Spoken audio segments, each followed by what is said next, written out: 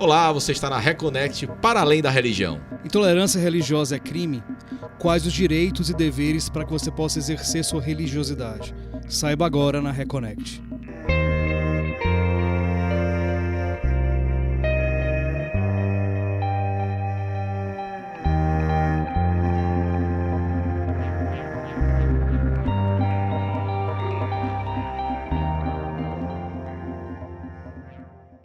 Olá, bem-vindos, como diz Roberto Leão, você está na Reconnect, seu portal aberto para falar sobre espiritualidade para além da religião. Aqui sempre comigo, ele, o historiador Roberto Leão. Olá, Bernardo. Olá, galera reconectada, sejam bem-vindos a mais uma busca pela reconexão espiritual especial. E aí, tá especial e é especial, hoje o programa é especial. E eu sou aquele curioso espiritualista a favor do abraço.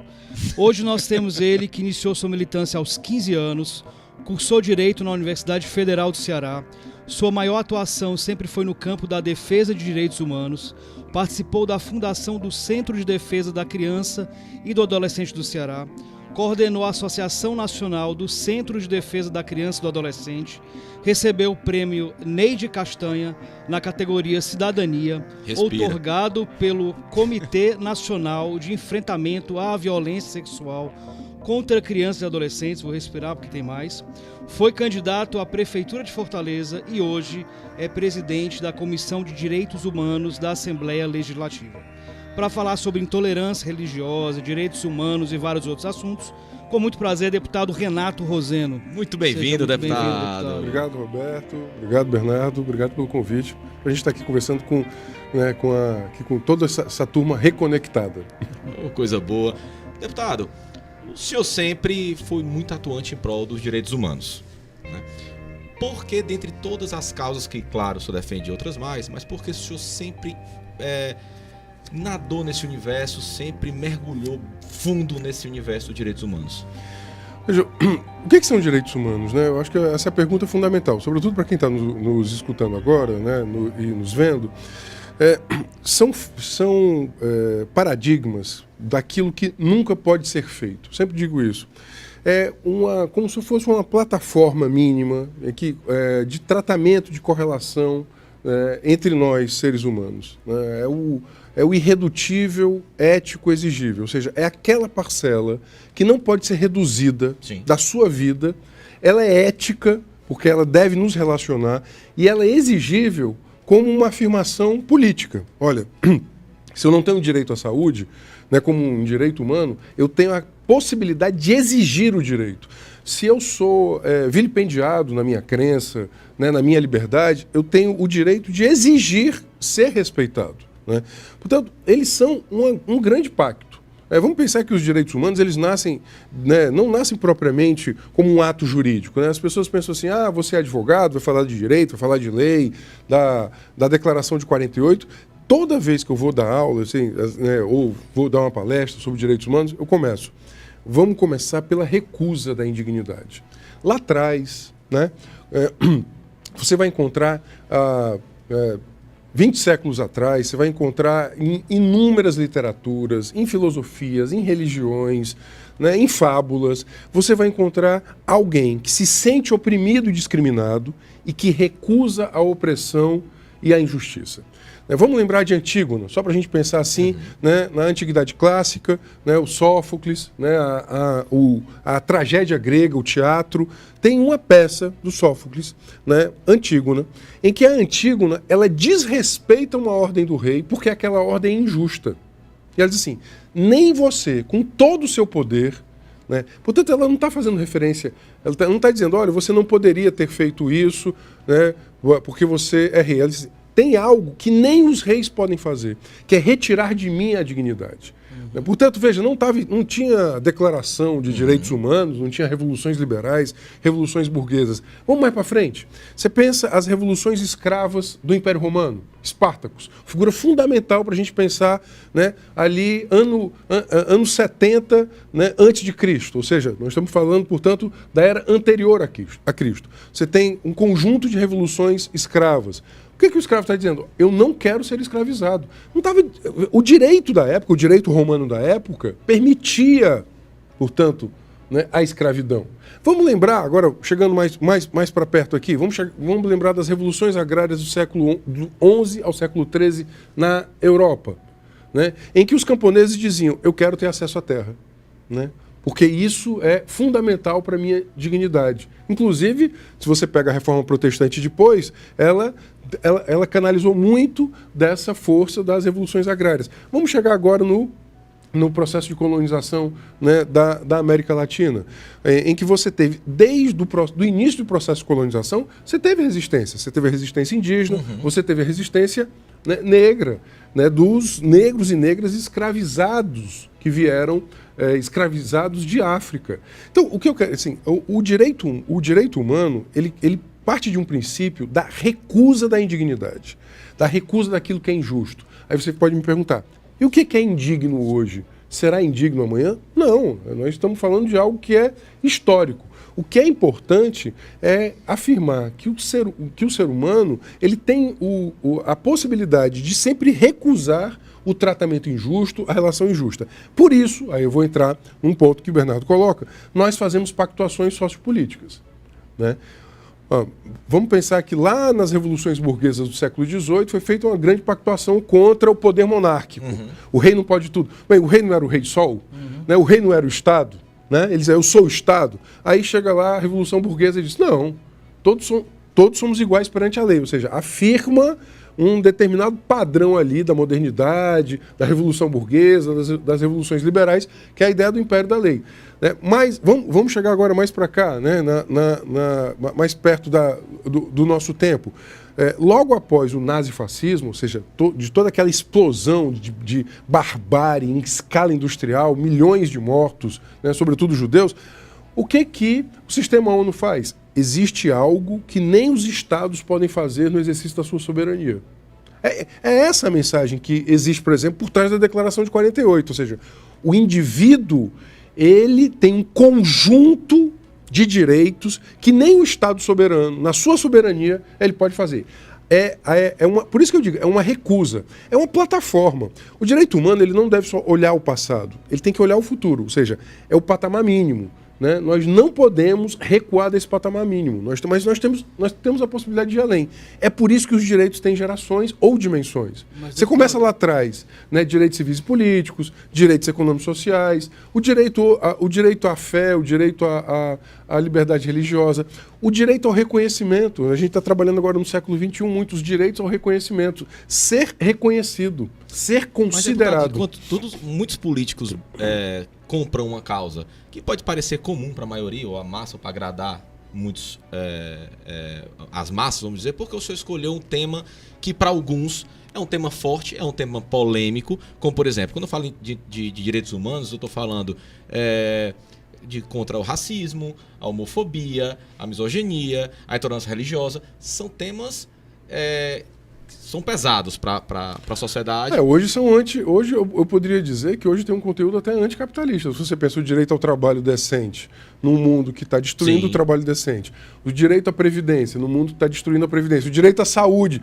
num mundo que está destruindo os seus sistemas públicos de saúde. Hoje, inclusive, falar de direitos humanos tem sendo um conteúdo, se você pensa que lá atrás ele veio no bojo das revoluções liberais burguesas, hoje ele tem um conteúdo, inclusive, até de anticapitalista no sentido antineoliberal, desse ultraliberalismo. Agora, o que eu quero dizer é o seguinte, veja, nós, né, desse campo que defendemos direitos humanos, nós fizemos opções que nós sabemos que não são opções populares no atual contexto. Nós estamos vivendo um contexto de populismo autoritário, um contexto de, inclusive, que esses consensos mínimos eles estão sendo destruídos. Muita gente que está nos vendo agora deve ter escutado alguma vez na vida que direitos humanos só servem para bandido. Isso não é verdade.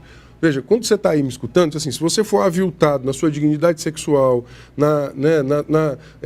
se você for alvo de discriminação racial, se você for alvo de discriminação por gênero, se você não tiver direito à saúde, a quem você vai recorrer? Dentre outras coisas, é um conjunto de direitos que nós chamamos de direitos humanos. Então, acho que isso é fundamental. É isso realmente que parece, assim, que as pessoas estão compreendendo de forma equivocada o que é direitos humanos.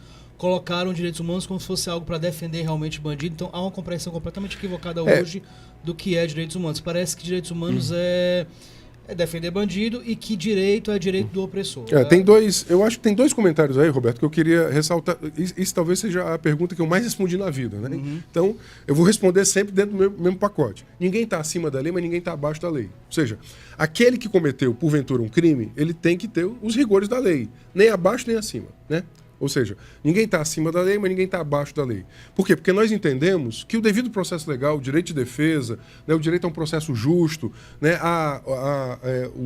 são pressupostos, né, dessa pactuação que nós fizemos, para que a gente não se barbarize. Acho que é importante isso. Ou seja, o que nos separa, né, da barbárie total, né, do salve-se quem puder, da violência, né, de relações de poder violenta, são algumas pactuações. Nós temos que respeitar essas pactuações. Portanto, ninguém está acima da lei, ninguém está abaixo da lei. Agora, a segunda questão é uma questão, de fato, de comunicação e cultura.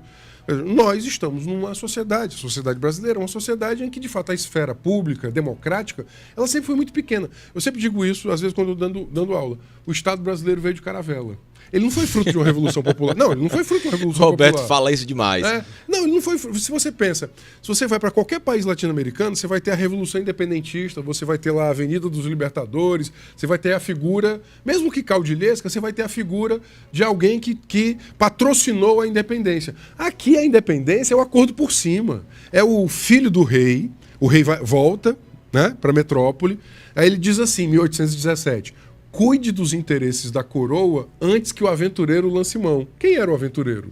Era o povo, que podia querer fazer a independência de maneira republicana. É a permanência da exploração. Não, veja... Permanência da nossa colonização de exploração. Você que é historiador vai lembrar de uma expressão que é muito comum, sobretudo na ciência política, que é a solução germânica, que é o acordo por cima. Que coube bem na história da Alemanha, né? O acordo por cima. O Brasil é um país do acordo por cima. Se você for ver, independência, república velha, a ditadura militar, ou seja, você tem uma série de acordos por cima em que o povo ele não foi convidado. Por isso que parcelas importantes do povo não abraçaram, digamos assim, né, bandeiras democratizantes. Que seria para o próprio benefício, inclusive. É claro, assim, a quem interessa dizer que direitos humanos, né, não é para bandido, não, ou seja, não são para todos. Ou para humanos, né? Direitos. Né? Interessa, sobretudo, a uma casta que quer manter a sociedade brasileira pouco democrática. Por isso que é tão importante, né, um programa como esse, que a gente pode falar de tanta coisa, dentre outras coisas, democracia e direitos. Porque só tem democracia se tiver direito, só tem direito se tiver democracia. Agora nós estamos num momento, numa etapa da humanidade, que não só aqui, a Europa Central, América do Norte, América Latina, nós estamos vivendo, de fato, a corrosão, a erosão, né, da cultura democrática, dos valores democráticos, né, dessa pactuação. Digamos que houve uma simplificação do mundo em que hoje, né, as pessoas vivem em bolhas e essas bolhas acabam gestando ondas de intolerância e que são facilmente manipuláveis pela política. Essa política veja a eleição do Trump, é a cara dessa manipulação de bolha. Deputado, o que é que o senhor entende por espiritualidade? O senhor tem alguma religião? Como é que é a sua lida com a espiritualidade? Muito tranquilo, eu acredito na transcendência, né? Eu venho de uma família cristã, né? Minha mãe quando eu nasci, minha mãe era católica, meu pai é adventista do sétimo dia. Minha família paterna é adventista do sétimo dia e a minha família materna é católica. Esse encontro foi muito interessante porque nos permitiu pluralidade. Não, foi muito interessante isso, né? Bacana. Isso foi muito legal. A gente sempre teve digamos assim, um aprendizado de muito respeito à pluralidade, né? Meu pai depois, né, aderiu ao catolicismo, né? Minha mãe é muito católica, né? E vou muito à missa com ela, muitas vezes vou à missa com ela. Mas, assim, eu acredito numa transcendência no sentido de que existe uma transcendência. Agora, eu me conecto com muitas formas dessa transcendência. Eu gosto, inclusive, dessa possibilidade. Tem uma vinculação, digo muito isso, assim, os valores do cristianismo, aquele cristianismo, sobretudo ali dos primeiros séculos, do comunitarismo, do amor incondicional, da solidariedade universal, né? Da transformação. Isso eu sinto muita identidade com esses valores. Esses valores, seria sobretudo. A essência, né? Seria a essência. Se você for permear na maioria das religiões, elas meio que em sua essência, elas vendem o respeito, o amor incondicional. Eu gosto disso, muito. Eu me sinto muito conectado, já que o programa, inclusive, fala em conexão, né? E religião é religare, eu me sinto muito conectado a isso, a esse conjunto de valores. Você tem toda a razão. Se você for olhar o Talmud, o Corão, né, os ensinamentos do budismo, existe um certo... Se você pega as religiões semitas, as religiões de matriz africana, as cosmogonias e as teogonias indígenas, tem um certo núcleo ali que é muito interessante, né? De alimentar relações sociais eticamente, digamos, defensáveis, pautadas, uma relação com a natureza. Muita gente esqueceu isso, mas está em várias religiões a relação com a natureza, de respeito pelo criado, respeito pela natureza, de respeito ao outro, de amor, de solidariedade. Né? Portanto, eu me conecto muito com esse conjunto de valores. Eu acho isso... A gente tem conversado aqui com vários líderes religiosos de várias religiões, o que a gente percebe que realmente une na base de todas as religiões a questão do amor mesmo. Do amor ao próximo, de encontrar Deus, encontrar o ser divino ou a divindade nas coisas cotidianas, na natureza, nas relações, etc. A questão da liberdade religiosa, ele é um direito constitucional. O Brasil, ele é um país laico ainda?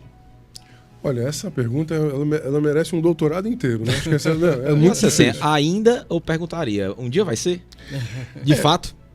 Bom, digamos que nós não completamos ainda o nosso processo democratizante, nós já estamos perdendo, né? Claro, assim, isso é muito interessante. Veja, o Deus que eu acredito, ele não é intolerante, né? Sim. Ao contrário, isso é muito interessante, né? Eu vou responder de trás para frente. Muita gente tem pregado hoje um Deus intolerante, né? Que não tem uma mensagem de amor e de tolerância. De respeito, então, veja, de amor, aceitação. Eu vou chegar ao jurídico, né? Já. Mas antes de chegar no jurídico, eu ia perguntar assim, as pessoas que porventura pregam intolerância hoje, ou que são intolerantes, será que elas estão sendo justas com o seu próprio núcleo fundador das suas religiões? Me parece que tem um distanciamento, inclusive. Sim. Porque eu acho que as figuras extremadas, né, os extremismos, né, os fundamentalismos, eles não devem ser confundidos com as religiões. Bom, você tem um conjunto de religiões no mundo. As expressões fundamentalistas de algumas religiões é que elas pregam intolerância. Por que eu digo isso? Assim, porque você corre um risco de achar que existe um fundamentalismo islâmico. Isso é importante para diferenciar. O islamismo não é intolerante e fundamentalista. Existe um fundamentalismo, digamos, neopentecostal. Isso não quer dizer que os neopentecostais sejam fundamentalistas. É importante separar isso para não praticar contra a intolerância um exercício de intolerância. Então, queria começar antes do jurídico. Bom, agora vamos ao jurídico. Bom, acho que no pressuposto, né, da República é a separação Estado e religião. Né? Você teve até, formalmente no ordenamento jurídico brasileiro, até o princípio do século XX, você tinha, digamos assim, um Estado confessional, mesmo as 2 primeiras décadas da República no Brasil. Certo? Então, o Brasil ele deixa de ser confessional, sobretudo já ainda na República Velha. Né? Muito em razão da influência liberal, né? Tanto da Revolução, né, norte-americana como das revoluções liberais europeias. Então, da construção da República. Só que isso, na prática, não se efetivou. Né? Veja, você não muda uma sociedade, né, de cima para baixo só editando lei. Né? Vamos lembrar que precisou o Jorge Amado ser deputado federal nos anos 40 para os anos 50 para editar a primeira lei de liberdade religiosa. Por quê? Ele muito vinculado às religiões de matriz africana, que eram as que mais sofriam. Aí eu quero falar do componente racial. Porque não dá para dizer que todas as religiões sofreram intolerância, né, da mesma forma. As religiões de matriz africana sofreram muito mais. A intolerância é uma questão de classe, de raça... De poder. De poder. E o poder ele se expressa em corpos. E os corpos têm classe, raça e gênero. Ou seja, não dá para compreender... Veja, vamos lembrar dos éditos da Polícia Civil... Da polícia, não era civil. Da Polícia do Rio de Janeiro do século XIX. Que proibia a reunião de negros. Né? Escravos ou libertos. Por quê? Porque aquilo... Por que não se permitiu o Lundum? não se permitia o batuque, não se permitia a capoeira, não se permitia a roda. Veja, aquilo ali era uma forma de controle sobre aqueles corpos. Sim. Né? Uma forma de controlando os corpos, você controla também os sujeitos, as relações, as histórias. E você constrói estereótipos, né? O estereótipo o estereótipo do capoeira, lá no final do século XIX, né, um estereótipo que para aquela sociedade se transformou em perigoso. Por isso que, inclusive, você vai ter no final do século XIX, né, várias casas, vários terreiros que eram, digamos, destruídos pela chamada, então, força pública. Por quê? Porque não havia, de fato, né, mesmo após a abolição formal da escravidão e mesmo após a República, não havia essa liberdade, né, que, digamos assim, o samba sofreu também repressão, né? Digamos que nós estamos falando ali do mesmo universo, né, o samba, a capoeira, né, o povo de santo, é esse universo sociocultural religioso. Tem um né? dado interessante, deputado, que 1,8% das denúncias de intolerância vem dos católicos, né? 3,8% dos protestantes. Ao mesmo tempo, as religiões de matriz africana, que só representam, pelo IBGE, 1,6% da população brasileira, declaradamente povo de santo, porque depois a gente vai falar nesse assunto que eles não se declaram povo de santo com medo de represária. Apesar de ser 1,6% da população brasileira, eles representam 25% de todas as denúncias que o Disque 100 recebe. Né? O senhor acha que essa intolerância religiosa tem origem racista? A gente pode afirmar, por exemplo, que não há intolerância religiosa, que há, na verdade, uma intolerância racismo religioso? Não, tem as duas coisas. Veja, se você vai ter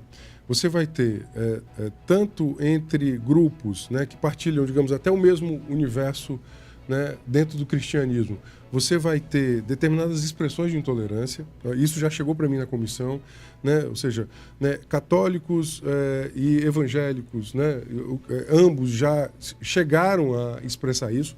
Ex-testemunha de Jeová, por exemplo. Sim. Vamos lembrar que o movimento do dia 21 de janeiro aqui, para o nosso, né, telespectador, o 21 de janeiro é o Dia Nacional de Combate à Intolerância Religiosa, né? Ele foi patrocinado no Ceará muito em razão da Associação das Vítimas de Intolerância, que começou com os ex-testemunhos de Jeová. Então você tem isso. E você também tem o racismo.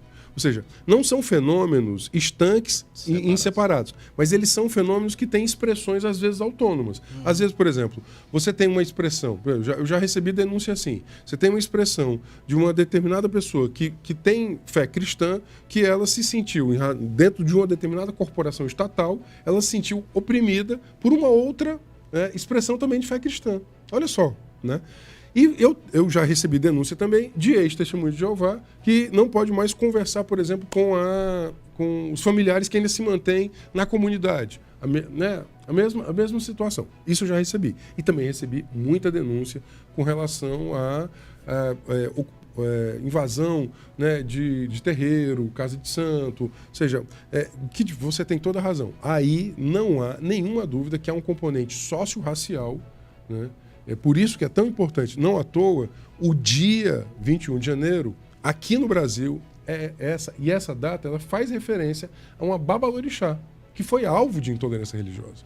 Né? Essa lei é uma lei de 2007, salvo engano, a lei que institui o 21 de janeiro como uma data, né, nacional de combate à intolerância religiosa. E nós temos muito que avançar. Agora, não quero deixar de responder ao núcleo da sua questão.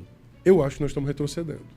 Eu acho que nós estamos retrocedendo porque, sobretudo, a esfera política ela passa a manipular eleitoralmente o sentimento religioso. Né? Uhum. Se o Estado laico ele está baseado na pluralidade, né? Ou seja, todos têm o direito à fé. Portanto, não cabe ao Estado dizer qual é a fé. Uhum. Cabe ao Estado permitir que a fé seja pluralmente, né? As pessoas podem optar pluralmente exercida. A pessoa pode, né? Você vai ter o católico, o budista, né? O judeu, né? O Wicca, o umbandista, o candomblessista. Você vai ter todo mundo. Pronto. Acho que cabe ao Estado guardar, né, a pluralidade. Bom, isso pressupõe, portanto, que você não ocupe a esfera política eleitoral a partir desse sentimento. Esse sentimento é um sentimento do indivíduo e das suas comunidades. A sua relação com Deus, a sua relação com a transcendência, ela não deve ser ocupada ou manipulada eleitoralmente. Sim. Agora, pronto. Agora o que acontece? Esse campo foi trazido para a esfera eleitoral, né, dentre outras coisas, né, e aí acabam compondo agendas do comportamento individual. Então, por exemplo, as bancadas que querem editar leis do comportamento dos indivíduos a partir da sua moral religiosa. Veja, a sua moral religiosa deve ser a sua moral religiosa. Ela não deve transformar-se, né, numa norma do direito público. Mas, deputado, o que nós vemos também, por exemplo, é o uso de imagens religiosas em espaços públicos. Isso é muito comum. O senhor falou sobre pluralidade. O uso de imagens religiosas em espaço público, ele contribui para a intolerância ou deve haver de todas as religiões? Tem que ser uma coisa realmente plural? Como é que, na sua visão, isso deveria acontecer? Só um minutinho, deputado. O senhor responde já, porque passou voando o primeiro bloco. A gente vai rapidinho pro intervalo. Não sai daí que o papo tá muito bom. Hoje sobre intolerância religiosa e direitos humanos com o deputado e presidente da Comissão de Direitos Humanos da Assembleia, Renato Roseno. Fica aí, não sai daí não.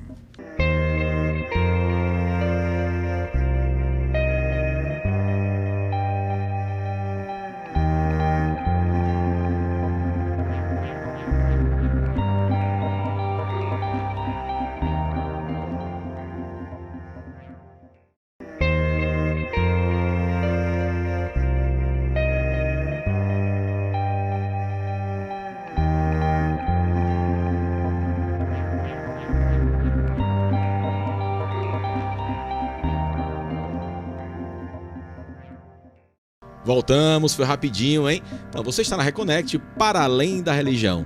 Seu portal aberto para falar sobre espiritualidade. Então, se você perdeu o primeiro bloco desse programa, que está excelente com o deputado Renato Roseno sobre intolerância religiosa, vai aqui nas nossas redes sociais, no nosso canal do YouTube.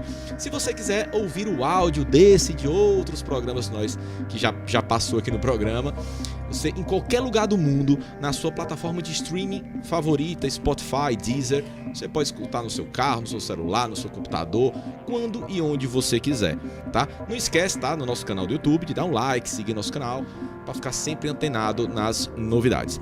Aqui com a gente hoje, ele que é presidente da Comissão de Direitos Humanos da Assembleia Legislativa, o deputado Renato Roseno, falando sobre intolerância religiosa, né, e direitos humanos. Antes de ir para o intervalo, Roberto, capcioso como sempre, fez uma perguntinha. Pode repetir, Renato?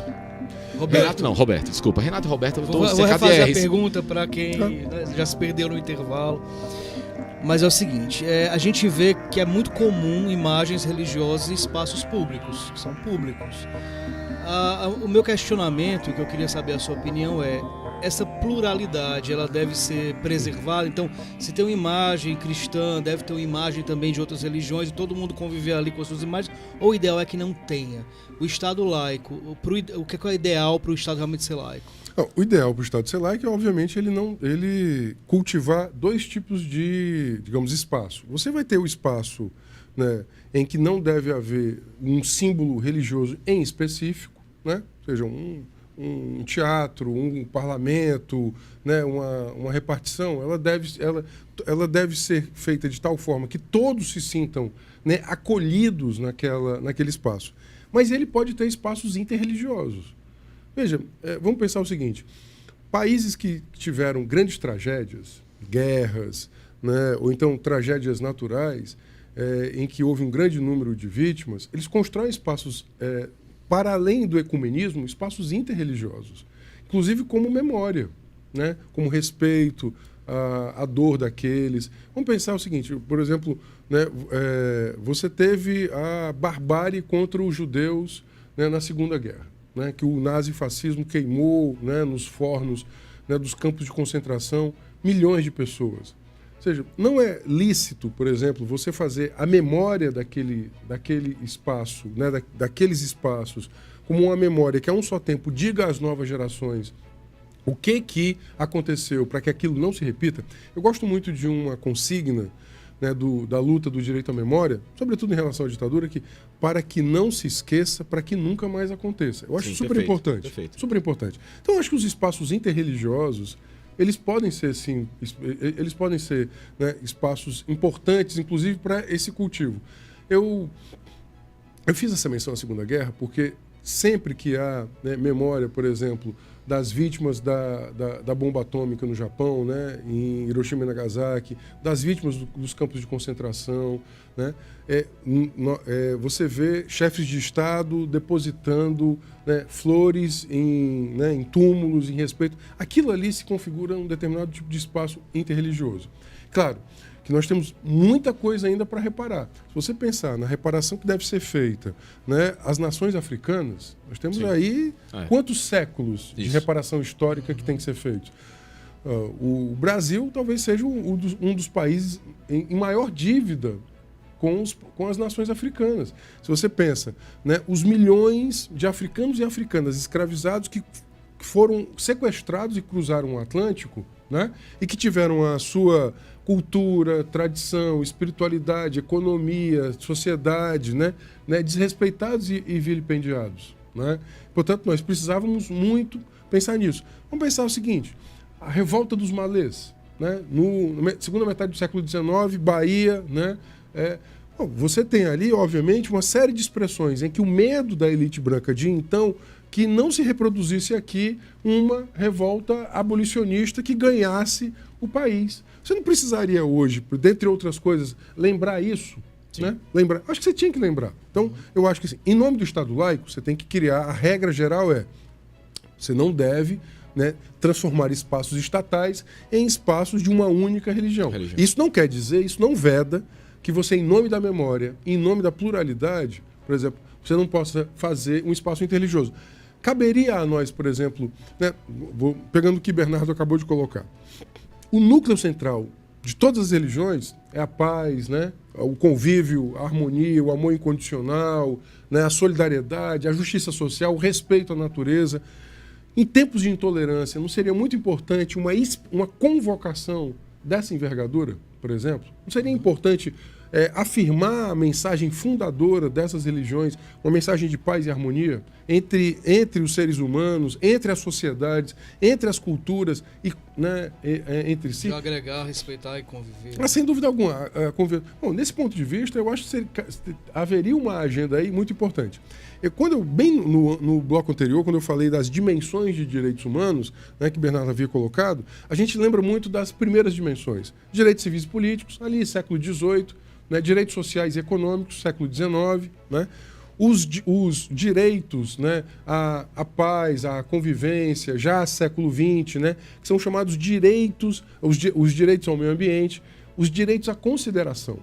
Né? Hoje se fala muito, o direito de ser considerado na sua etnia, na sua religião, na sua identidade de gênero, ou seja, o direito de ser considerado na sua identidade. E isso me parece um núcleo importante. Isso pode ser uma agenda importante. Repito, para o nosso telespectador. Nós estamos vivendo um momento de muita intolerância. Você não responde à intolerância com violência. Né? Isso é uma pergunta importante. Você pode, em nome do combate à intolerância, ser intolerante? Claro que não. Então, essa pergunta é difícil. Né?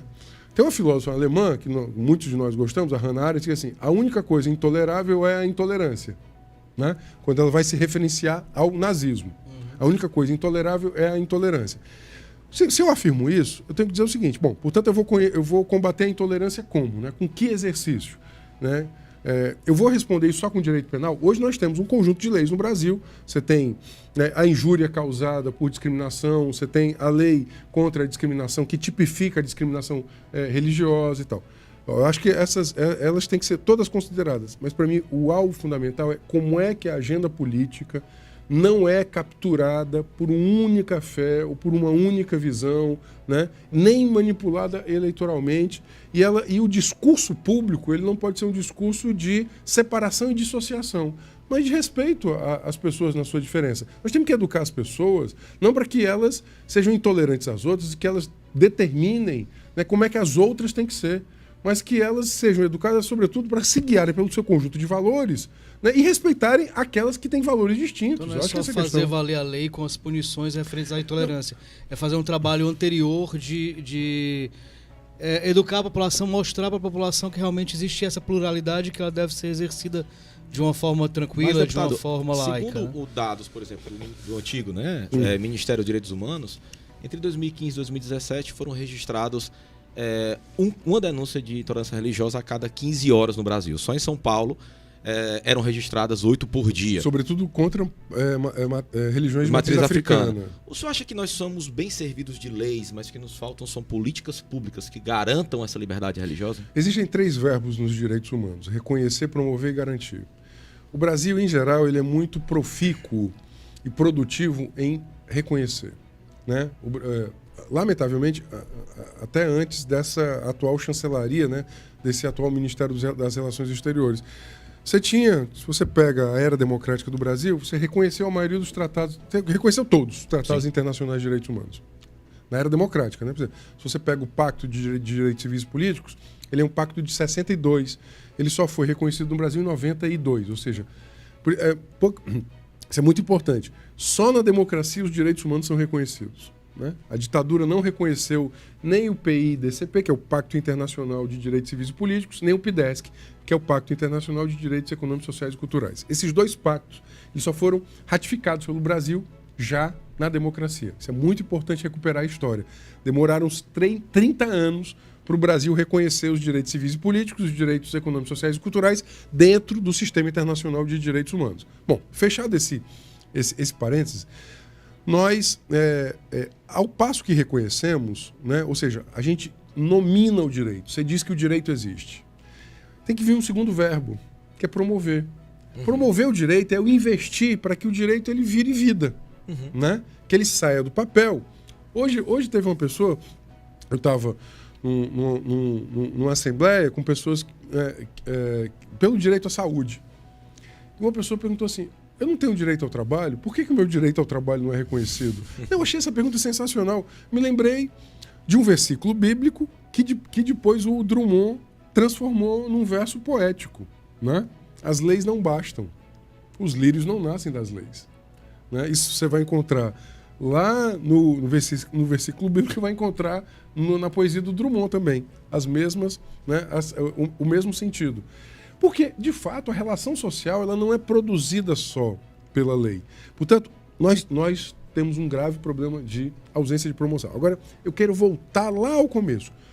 Tudo depende de uma relação de poder. Nós temos hoje um bloco de poder no mundo, né, que ele está indo por um caminho muito autoritário, o bloco de poder mundial, né? Ou seja, aquela pactuação lá de trás da Revolução Liberal Burguesa, ela não sustenta mais. A nova república, vamos agora chegar aqui no Brasil bem de pertinho, a nova república, aquele pacto lá de 88, ele não segurou mais o Brasil, ele foi corroído. Ele foi corrido por sujeitos econômicos e sujeitos políticos. Você pega, quais são as 4 agendas do autoritarismo brasileiro? Tem uma agenda econômica, retirar direitos dos trabalhadores. Reforma da Previdência, reforma trabalhista. Você tem uma agenda de segurança pública, né? Bandido bom, bandido morto, recrudescimento penal, né? Então, assim, todo um populismo penal. Você tem uma agenda, né, anticorrupção, né? Que toca muito no brasileiro. E você tem uma agenda moral, de costumes, que pega a religião. Essas 4 agendas se conjugaram para o Trump ser eleito, para o Bolsonaro ser eleito, né? Essas 4 agendas são as agendas do populismo autoritário no mundo. Se você pega a agenda do populismo autoritário na Espanha, Portugal, Itália, Alemanha, ela vai ter algumas variações. Por exemplo, nos países da Europa, eles pendem mais para o extremo nacionalismo, eles colocam o estrangeiro como grande inimigo, mas elas vão, né? Por exemplo, se você pega agora o Vox na Espanha, ele reproduz vídeos do Brasil, né, para fazer a sua agenda de intolerância. Então, me parece que a questão central é que o bloco de poder atual é um bloco de poder em que ele não está, digamos, né, engajado, ao contrário, ele não está engajado em promover tolerância, ele está engajado em promover intolerância. Então, ele não está engajado em promover democracia, Estado laico, pluralismo, valores republicanos. Ele está engajado em fazer exatamente o contrário. Nós estamos num grave perigo. Todo dia, né, o autoritarismo ele dá uma volta no seu parafuso. Veja, você tem um presidente que fala mal da imprensa todo dia, que ele destina verba para uma única emissora de TV que é vinculada a uma determinada religião, que lhe é, né, favorável, conveniente. Ele usa e abusa de fake news, né? Faz escárnio com jornalista, com grupos como indígenas, ou seja, a gente vai naturalizar. Bom, eu queria lembrar ao nosso telespectador que os judeus do início dos anos 30 na Alemanha, né, não levaram Hitler a sério. É muito perigoso isso, de não levar o autoritarismo a sério. Mas, deputado, a gente vê que isso é uma coisa... Desculpa, Alberto. Não, é uma coisa meio que histórica, por exemplo. Se a gente for resgatar 2011, né, quando entrou, por exemplo, apresentado ao presidente do Senado, na época, José Sarney, né, um conjunto de 1 milhão, um baixo-assinado com 1 milhão de assinaturas da bancada da mesma religião, né, que apoia o atual presidente da República, né, contra as leis contra a LGBT-fobia. Né? Eu não estou falando mais nem de religião, eu estou falando sobre direitos humanos de uma forma mais direitos complexa. Sexuais e reprodutivos, sim. Né? Então, corroborando com o senhor disse, isso não é uma coisa nova. Né?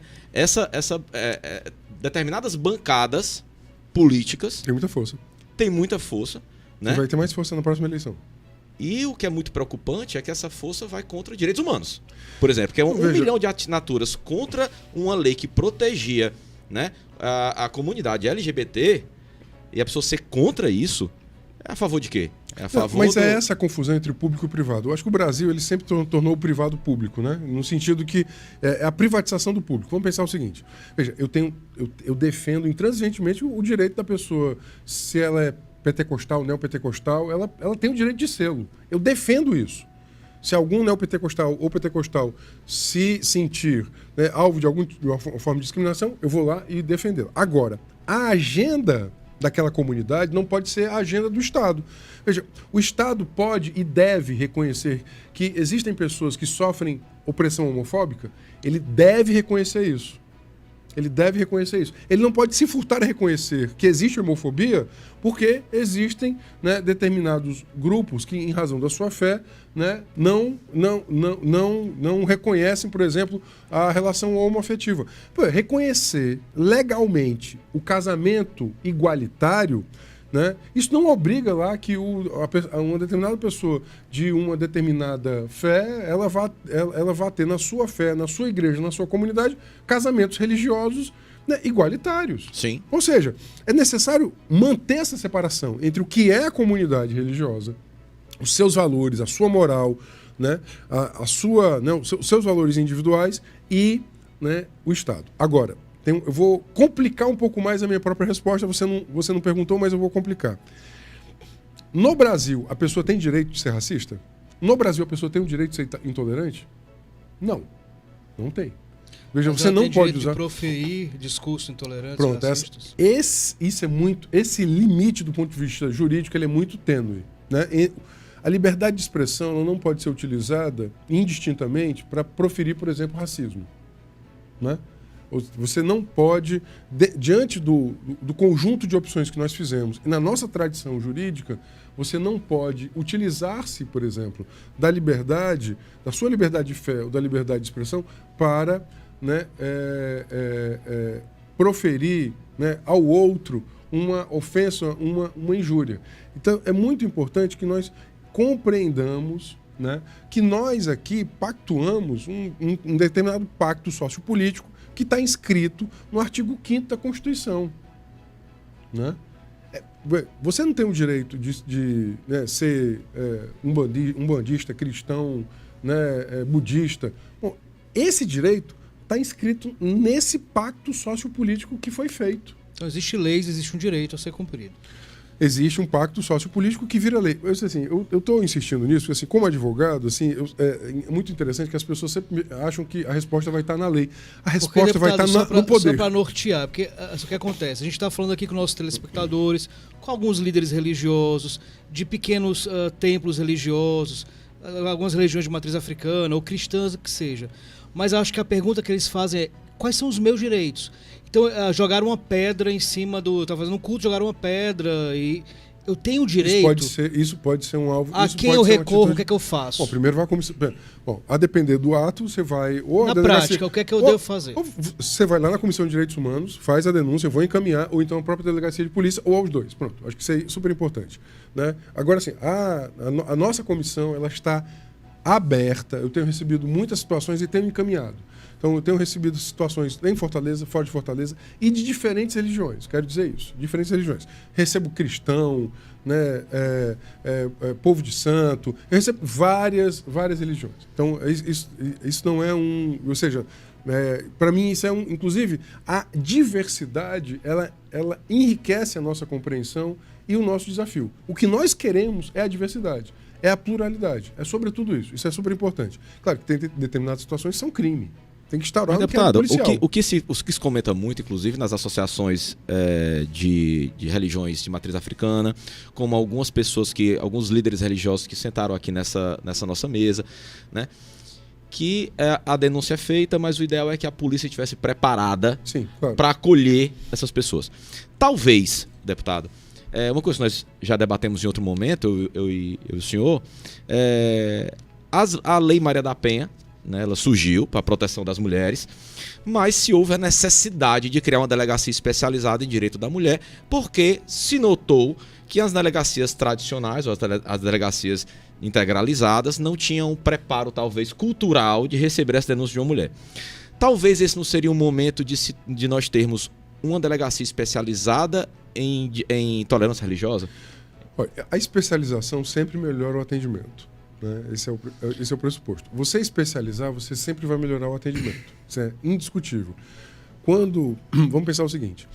Antes das delegacias, nos anos 90, né, você lê meu currículo, você viu que eu tenho uma trajetória muito focada no enfrentamento à violência contra a criança. As delegacias especializadas em atendimento à criança, elas são dos anos 90. Antes, essa criança tinha que ir para uma delegacia comum. Uma das pautas que a gente tinha nos anos 90... Né, e que, de fato, o Estado brasileiro acolheu, é que, olha, nós precisamos de um tipo de delegacia porque essa vítima é uma vítima muito especial, ela tem que ser muito bem acolhida. Né? Então, quando você especializa, você melhora o atendimento, não tenho dúvida. Mas você não vai ter... Veja, o Estado do Ceará tem 184 municípios, você não vai conseguir ter uma delegacia especializada... Né? Mas o núcleo, deputado, porque o que se fala muito, deputado, aqui a gente escuta nas associações, desculpe interromper o senhor, que se fala muito eu ligo pro 190, ou então eu vou na delegacia fazer o BO, o delegado é evangélico, que seja, o pessoal de terreiro, né, principalmente. O delegado é evangélico, o delegado é de outra religião, ou então eu sou um católico, vou fazer, tem outra religião, que seja. Ou seja, o BO não é levado a sério, eu vou deixar para lá, ou então até mesmo, o que dificulta muito a estatística é que não se tem, durante um BO, não se coloca, não se tipifica crime de tolerância religioso, sempre é racismo, ou então injúria. Por isso até que as estatísticas sobre intolerância religiosa não se falam. A estatística do Estado é uma, a estatística do município é outra, a estatística federal é outra. Tá. O que dificulta o mapeamento e o tratamento dessas denúncias. Vou fazer 3 comentários. Primeiro é o seguinte, eu defendo o atendimento especializado, um núcleo especializado, né, que ele seja, sobretudo, o coordenador desse tipo de ação. 2, você não vai depender de um atendimento especializado em cada município para ter uma atenção, né, àquele crime que, porventura, de intolerância do qual você tenha sido vítima. É muito importante que haja um protocolo de ação. Sim. Né? Às vezes a gente fixa muito o nosso modelo mental em estruturas. Ter protocolos rodando nas atuais estruturas é como se fosse o software do seu computador. Você pode ter esse mesmo computador rodando diferentes softwares dependendo da situação. Vai ter na cidade de 50 mil habitantes, né, eu estou pensando sobretudo nela. Porque assim, quando a gente pensa as estruturas, eu não posso pensar para a cidade só de 2,5 milhões, que é Fortaleza. Eu tenho que pensar na cidade de 30 mil habitantes. Naquela cidade de 30 mil habitantes, eu posso não ter uma estrutura específica, mas eu posso ter na atual estrutura rodar um protocolo. Sim. Pronto. Sim. Então essa é a segunda coisa. A terceira coisa é que a gente não pode pensar só em resolver os problemas mediante o direito penal. Veja, eu sou um curioso da criminologia, né? É assim que eu me defino, né? Eu gosto de ler criminologia. E um dos pressupostos da criminologia é que é o seguinte, bem, se você infla o direito penal, se você joga muita conduta no direito penal, se você joga muita responsabilidade no direito penal, é que o que veio antes faltou. Mediação de conflito, educação, prevenção. A gente não deve colocar todas as nossas esperanças no direito penal. E eu vou ser mais duro agora. Eu defendo o direito penal mínimo. Veja, eu não quero uma sociedade que simplesmente amplie o número de crimes ou que puna mais. Né? Inclusive, eu sou fiel aos princípios a que eu me reportei na sua primeira pergunta. Eu quero uma sociedade que cometa menos crime, que ela seja menos violenta, que ela seja mais tolerante. Não vai ser o direito penal. Né? O direito penal ele é vingativo, ele é um direito retributivo, ele retribui. Né? Mas no mundo que a gente vive hoje, deputado, não seria necessário, não? Não, eu acho que ele é. Eu só quero, digamos assim, mas o foco retirar. É no que vem antes. Pronto, eu quero retirar a expectativa muito grande. Existe uma maximização da expectativa em relação ao que o direito penal pode dar. Existe uma maximização dessa expectativa. Eu quero equilibrar a expectativa. Eu acho que é muito importante que o direito penal seja acionado para reparar o direito daqueles que foram vítimas. Mas eu queria ampliar outra perna. Eu queria ampliar a perna da educação, da prevenção, da tolerância. Em relação à intolerância religiosa, o que a gente pode fazer preventivamente hoje? O que tem sido feito? Primeiro, eu acho que a gente tem que defender o Estado laico. Eu acho que tem sido feito muito pouca coisa. Eu acabei de dizer, no Brasil nós estamos retrocedendo. Perfeito. Eu quero alertar o telespectador. Nós estamos num momento perigosíssimo. Né? Nós estamos retrocedendo desse ponto de vista. Né? É isso, assim, é muito perigoso quando um chefe de Estado ele tem uma preferência ou preferências, né, por um determinado tipo e ele faz isso de forma com dividendos eleitorais. Isso é muito perigoso. Portanto, eu acho que nós temos que primeiro cobrar laicidade do Estado, pluralidade, né?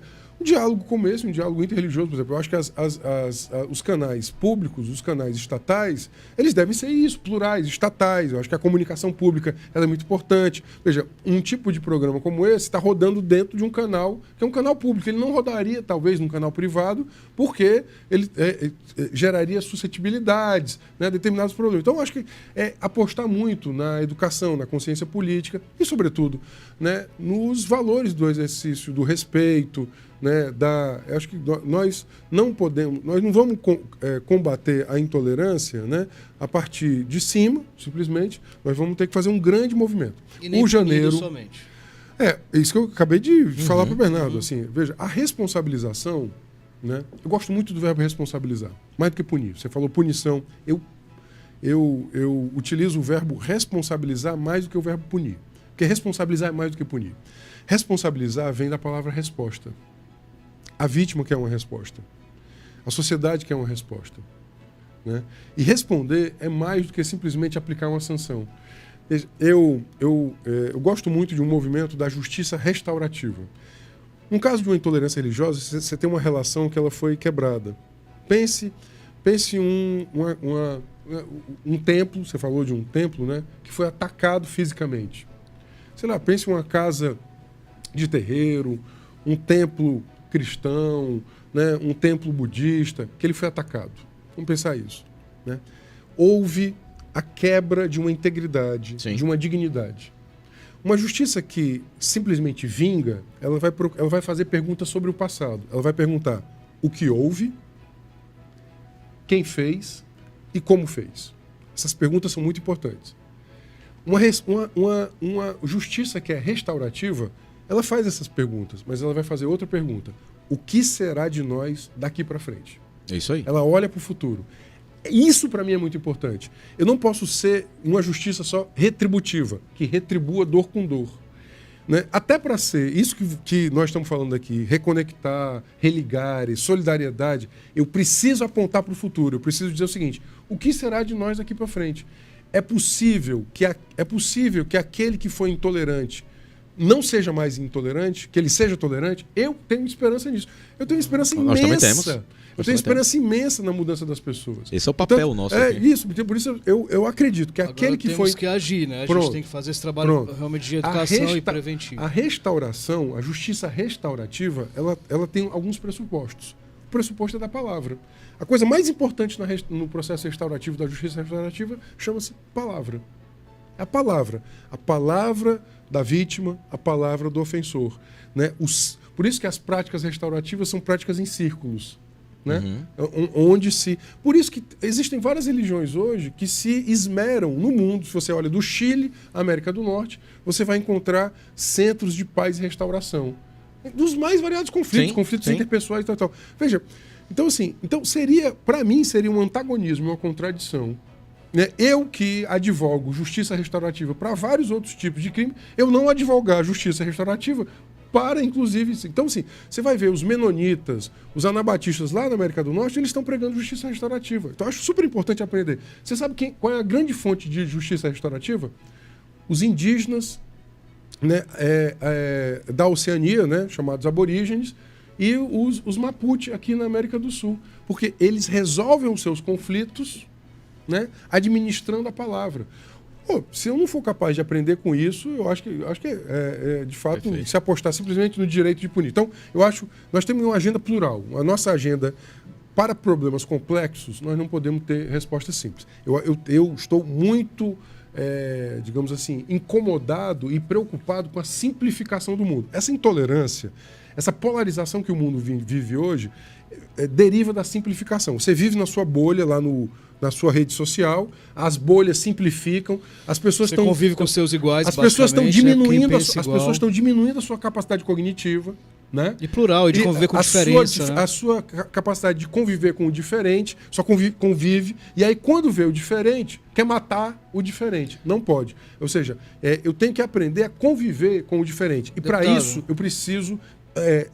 digamos assim, abandonar uma postura simplista e simplificadora e adotar uma conduta que permita, né, agregadora, ampliar seus horizontes. Né? A gente está fazendo a nossa parte aqui, né? Aí o papel do programa é esse. Infelizmente terminou o tempo. Então, mas deputado, reconectamos, Bernardo? Com certeza. Posso deixar o e-mail da Comissão de Direitos Humanos? Claro, vai aparecer aqui, inclusive. Vai aparecer aqui o e-mail, tá, da Comissão de Direitos Humanos da Assembleia, tá? Vai aparecer também aqui o Disque 100, que são as denúncias. Então não deixe o trabalho. Deputado, eu queria agradecer muito sua presença e parabenizar por dar cara nesse trabalho. Como eu disse, o senhor escolheu uma causa nobre, mas bem difícil. Popular. Não muito popular. Não, né? Eu que o diga. Não muito popular, mas parabéns. Muito obrigado pela confiança e pela disponibilidade de ter vindo aqui no programa. Né? Foi maravilhoso, foi uma reconexão excelente, deputado. Muito obrigado. Então, se você quer saber mais, acesse aqui também as redes sociais do deputado Renato Roseno, tá? Que é presidente da Comissão de Direitos Humanos da Assembleia. Tá aqui o e-mail também dessa comissão.